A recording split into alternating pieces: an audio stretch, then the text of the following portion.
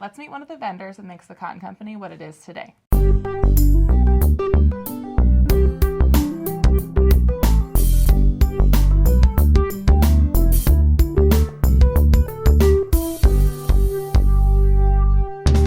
Welcome, Dana. Thanks so much for coming in today. Thank you. I'm so happy to be here. Yeah, so today we are with Dana from Red's Threads.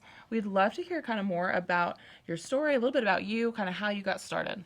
Yeah, so my name is Dana Smith. I've been a Wake Forest resident for about 10 years. I have 2 daughters and 3 dogs, and my husband who helps me bring all this stuff in. Yeah. And I got started about a year ago. I've been in business for about a year with my secondhand clothing business. What made you get into that? I know that it was like a trending thing recently. What Yeah. made you kind of see that trend and jump on board? So my oldest daughter, who is a redhead, hence the name Red's Threads. Okay. People always think I'm the redhead. It's not, it's her. She got me into thrifting. Okay. And then I fell in love with it even more than she did. Okay. And I was thrifting all the time and sharing my finds online. Yeah. And people would be like, oh my God, I wish you lived closer. Because a lot of people love the idea of getting the thrifted product, but don't love the hunt. Now, I love the hunt. Yeah. So people would say, I wish I lived near you. I wish you would thrift for me. And I was like, you know what? Maybe I do have an eye for finding good things. And literally on a whim, I said to my husband, let's try this. Let's do some pop-up markets and see if I'm onto something. And we did. We did about 6 months of pop-up markets to see if it was a viable idea, if I did have a good idea. And then here we are now. Yeah. Awesome. I am one of those that I am not good at going through and finding out the things. So I'm glad there are people like you that can do that. So tell us a little about, I know you just said you started kind of market stuff, pop-up markets. What made you consider the cotton company, and how was that kind of an appeal to the business model? Yes, absolutely. So we did about 6 months of markets, and you can imagine with all of this inventory, setting up at markets was not easy. Yeah. And my dream, I would always say to my husband, oh, I would love to just have like a space because I just loved the idea of it, but it was very hard doing the markets all the time. So we have known the cotton company for years. We always come down on Saturdays. We have lunch in town. We wander.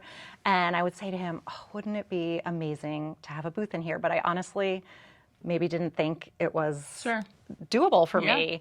And then, again, I like to just kind of get an idea and run with it. So I, without even telling my husband, I put in an application and said, let me just see if the universe has this in my plan. Yeah. And that was it. Like within a week, I had met with the manager here and I said, let me try it. Let me try it for a year, and if it's good, and it's been amazing. Yeah, well, awesome. So tell us a little bit about your products, because I know a lot of the products that you get, you also make some adjustments to and make it your own. So tell us a little bit about that. Yeah, so I started thrifting, obviously, for clothes. I love like on-trend fashion, but then I would just find amazing like pairs of jeans, and I was like, these jeans would be awful to wear, but this fabric is amazing. So again, on a whim, I bought myself a sewing machine and found some patterns and started playing around with like boho bags ideas. And so now when I'm thrifting for clothes, I'm also looking for amazing fabrics or denim that I could upcycle into bags. That's awesome. Yeah. Would you say that that is kind of one of your best sellers? What are you seeing right now as your best sellers in your booth? Yes, the bags have been really popular. People have been amazing supporting. And I think also dresses and denim. I love denim. I feel like denim coats are just like such an easy thing for people to add to their wardrobe. So those always are a top seller. That's awesome. And you can pair it with a cute dress and you're good to go. Easy outfit. Yeah, that's awesome. Could you tell me what your biggest challenge you would see as a small business owner is? Okay, so honestly for me, my biggest challenge is not keeping everything that I thrift. I literally try everything on and I'm like, oh my gosh, I love this, but I need to make some money so I could thrift more. Right, it is a business. So that is, and not taking everything that I find too. I have learned what my brand is, what people will shop for, what is the best quality. So I have, in the beginning I was less selective, and now I feel like I've really like honed my thrifting skills and know, you know, what is worth coming home with me. Yeah, that's great. What is one piece of advice you could give to somebody who might be considering doing a space like this, something like the Cotton Company, and just getting started?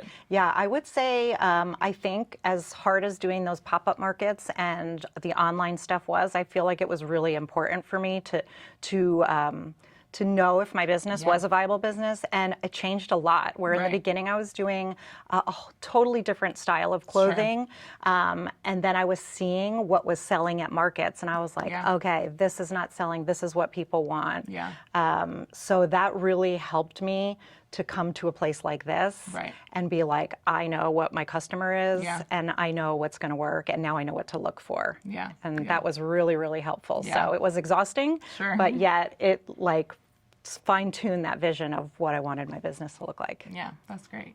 So looking kind of 5 years in the future, where do you see Res Threads? Do you see maybe expanding booths? What was your goal? Yes, so I would love, obviously, to have a bigger space because honestly, I could fill 2 or 3 of these booths at the Cotton Company. I love to thrift, and honestly, that would be amazing to grow. I feel like we've grown so much, even just in the short, we've only been in here about 8 months, so to continue to grow here would be amazing. The people are amazing, and I just love it. Good. Are you guys interested in doing a brick and mortar eventually, or does this business model really fit what you guys are looking for? Yeah, I feel like this really fits because I'm able to still, you know, be a mom and do what I need to do at home, but I can fulfill this passion of mine, and it's just like a perfect balance of having my own business, but also having you guys to support all the logistical part that could really feel heavy in having your own business. Well, thank you so much for sitting down with us today. We loved hearing more about Res Threads and your story. Make sure you stop into the Cotton Company to visit Dana's booth. Thank you again so much for coming. Thank you.